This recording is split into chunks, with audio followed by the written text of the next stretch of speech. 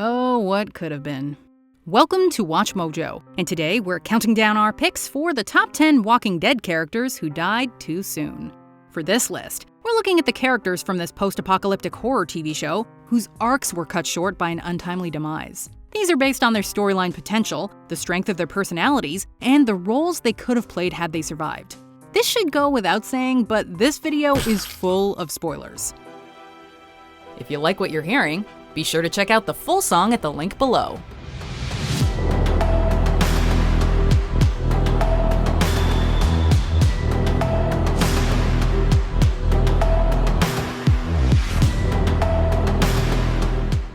Number 10, Owen. Put that down. Why? Because I want it. I want everything you have. Every last drop.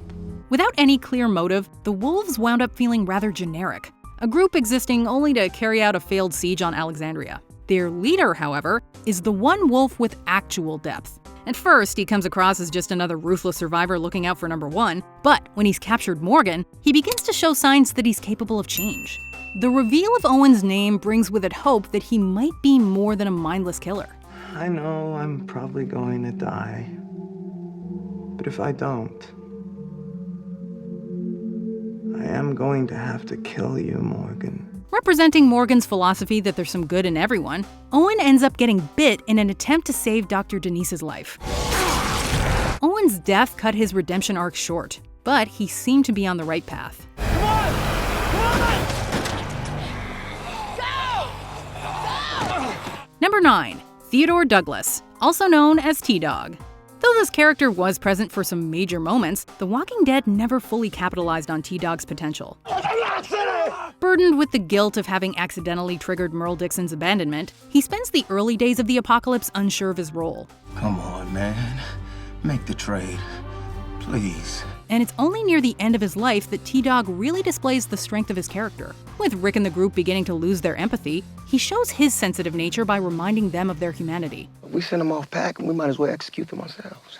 His final moments are inherently selfless, as he sacrifices his life to save Carol's. Theodore Douglas, we hardly knew ye, but we think you still had more to offer. There's also that second encounter with Merle we never got to see. Number 8, Noah. The world of The Walking Dead is populated by inherently flawed characters. Noah, however, might be one of the few exceptions. The only one to truly show kindness to Beth during her entrapment at the hospital, he's quickly established as a trusted ally. Thanks for that. Figured you'd use a pick-me-up. And as we learn more about his past and watch him grieve his family, Noah becomes a deeply relatable character. It's all right. You're gonna be with us now. Being one of the few to settle into Alexandria well, it appears as if Noah is on a journey from helpless victim to a strong survivor. Sadly, it was not to be. Not only does he die, he's also killed off in extremely brutal fashion. Don't let go. Eminently likable, Noah could have been a big part in building a better future for Alexandria. Number 7, Hershel Green. Hershel was defined, above all else, by compassion. I'm no good to anyone in there. Daddy, please. Maggie, dear, there are people in there suffering. I can bring their fever down and keep them stable. A calming influence and wise advisor, he helped Rick grow as a leader, often simply seeing the best in Rick. I need to keep them together. No, you don't. You only think you do. When we first met Hershel, he was in denial about the zombie apocalypse. It was interesting to see Hershel abandon his deluded optimism and accept the harsh reality of the world. There is no hope. And you know it now. Like I do. Don't you? But with his good heart, he still managed to form connections with almost every member of the group, making his death especially hard on all of them. Hershel's pacifist mentality was something people needed in Alexandria, and Rick wouldn't have gone to such a dark place had Hershel stuck around longer to guide him. No! Number 6, Shane Walsh. Unlike Hershel, Shane adapted all too easily in the zombie apocalypse. Just let us do this, then we can talk. What you want to talk about, Rick? These things ain't sick. They're not people. They're dead! Unfortunately, his lack of morals and his intention to steal Lori and Carl from Rick leads Shane on a descent into madness that culminates in his death. Damn you for making me do this shit! This was you, not me! Be that as it may, it's clear in earlier days that Shane does have leadership qualities. This kind of do-or-die mindset, which Rick and the others develop in later seasons, puts Shane ahead of the times. You put your hands on your wife, your little girl, anybody else in this camp one more time, I will not stop next time. Do you hear me? Do you hear me? Rick's occasional memories and hallucinations over Shane serve as a reminder of the lack of closure for the latter's character. And we feel the same. Considering the lengthy stays of villains like Negan, Shane arguably had more to offer than just 2 seasons. I'm sorry. I'm sorry for what I did to you. Number 5. Dale Horvath.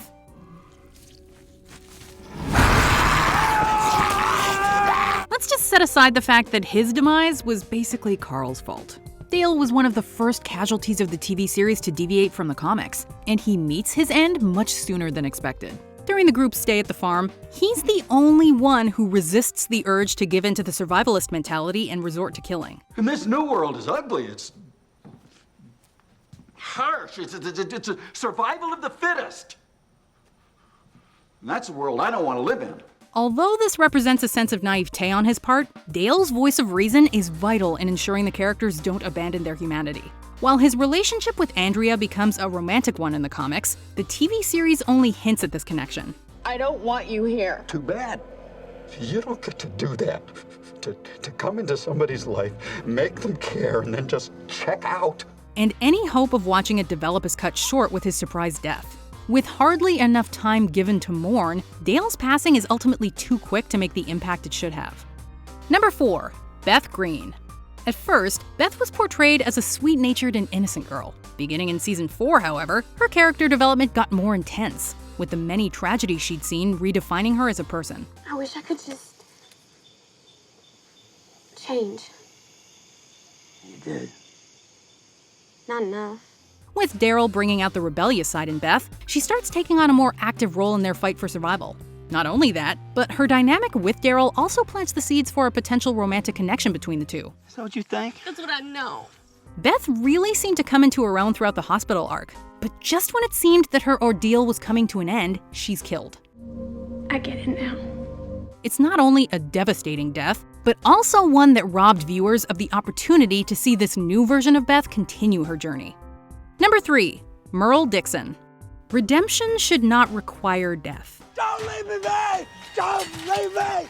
Don't leave me! Starting out as the incredibly antagonistic brother of Daryl Dixon, Merle's fate is left a mystery until the 3rd season. After spending the majority of his arc being the right-hand man of the governor, which saw him make attempts on the lives of Glenn and Michonne, Merle begins having second thoughts. Blood is blood, right? Makes me wonder where your loyalties lie. Due to his reconciliation with his brother, he transitions from his closed-minded personality to someone seemingly willing to change. You go back with him. Get ready for what's next.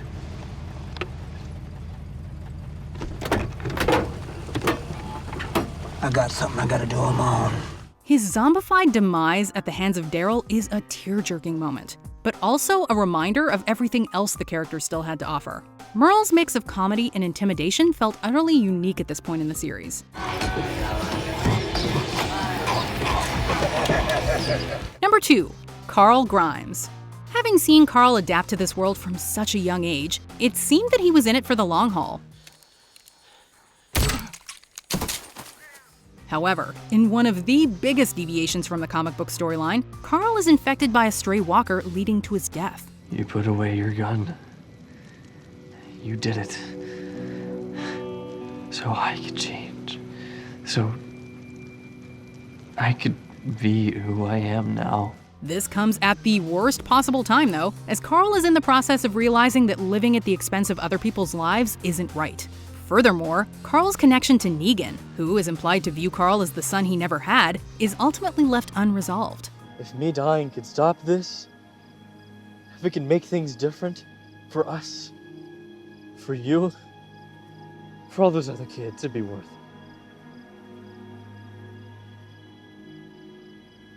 I mean, was this the plan? Was it supposed to be this way?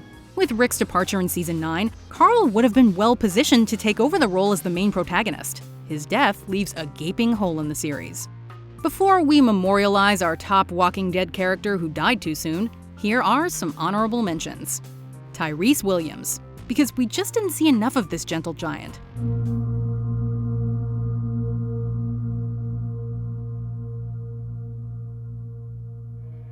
Axel, because this prisoner had the biggest heart. Tell you the truth, I don't even know how to use this damn thing. You're all about the truth now? Yes, ma'am, I am. Lori Grimes, because we didn't get to see the resolution of her relationship with Rick. Better or worse, right?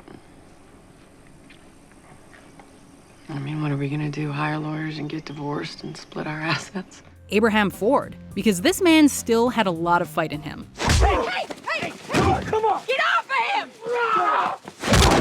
Shiva, because this tiger was too cool to let go. Please, Jerry! Damn it, let me help her!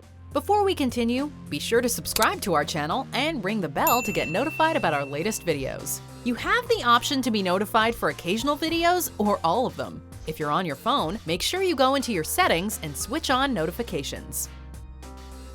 Number 1. Andrea. While the comic books had Andrea serve as Rick's major love interest later on, the TV series positioned her as someone who made all the wrong choices. Oh my God, is he dead? Unconscious. He just grazed him. Following the loss of her younger sister, Andrea repeatedly messes up, most notably by becoming romantically involved with the governor.